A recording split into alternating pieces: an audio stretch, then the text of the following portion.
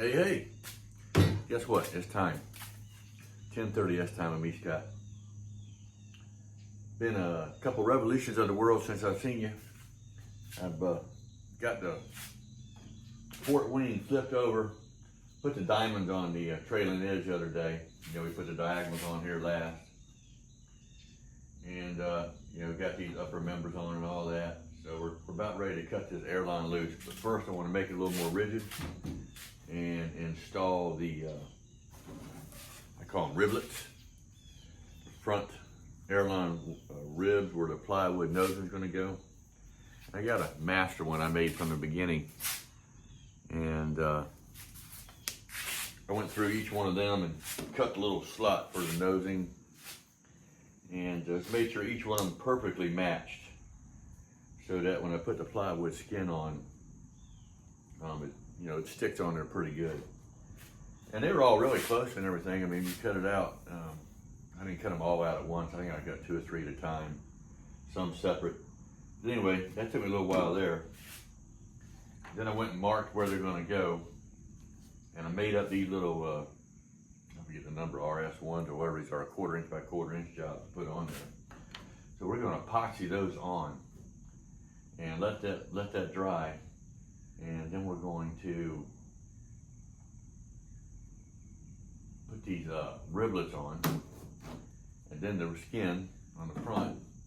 And once we get that on, then we'll come on back and cut the airline loose and start working on that. We're gonna make a few modifications from last time. I talked to Jake over at Minimax USA how it's too long, and Dennis Tyson chimed in. You know, he's got his own channel too, where he's a pro on building airplanes, and he said it was tight for him too. So I'm gonna cut a 1/4 inch off to begin with on that and make that easy. Guess what? It was a beautiful day here in southeastern Virginia. I'm not kidding. The sun's shining, birds chirping. It's mid-August here and end of August, and man, it's so gorgeous. It's gonna be about 85, 88 degrees today, but still it's gonna take a little while to get there. But let's continue to build this airplane. Pray the Lord is blessing each and every one of y'all. If you ain't talked to him in a while, give him a ring. Just like every father, he wants to hear from you. And if you've done something wrong, or if you wronged him, or if you know you could have done better at a lot of stuff, say you're sorry. He's full of mercy and he'll forgive you.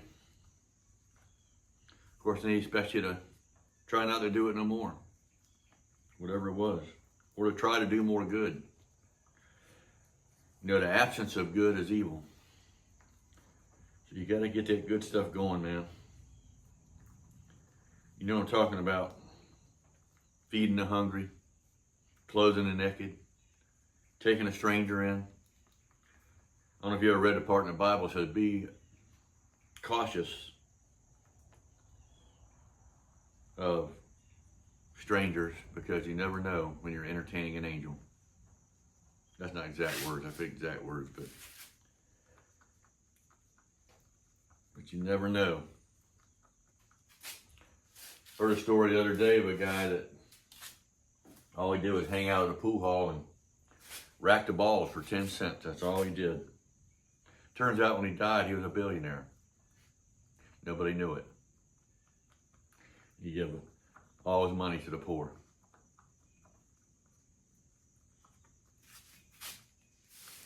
He didn't get that money by racking balls for 10 cents at the pool hall. All right, so all these pieces are going outboard with the center line. We're going to glue this up. The reason why I've been absent for a couple of days, my wife had me renovating the bathroom. I renovated one and tore another one up.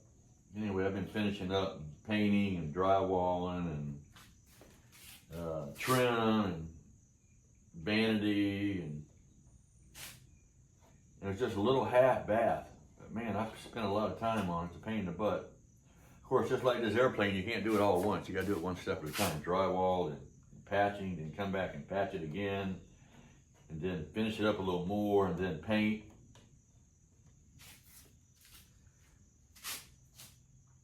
still gotta hook up the sink, which I'll do later when this is drying maybe. And put trim around the floor. And paint the trim. You know, I gotta cut it, then paint it, let it dry, and install it.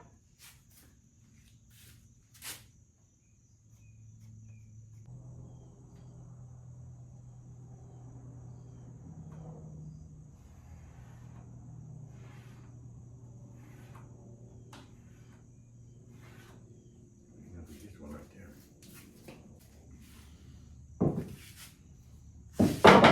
there. Actually use the brass tacks that come with the kit for this. About the only thing I use it for with these with riblets.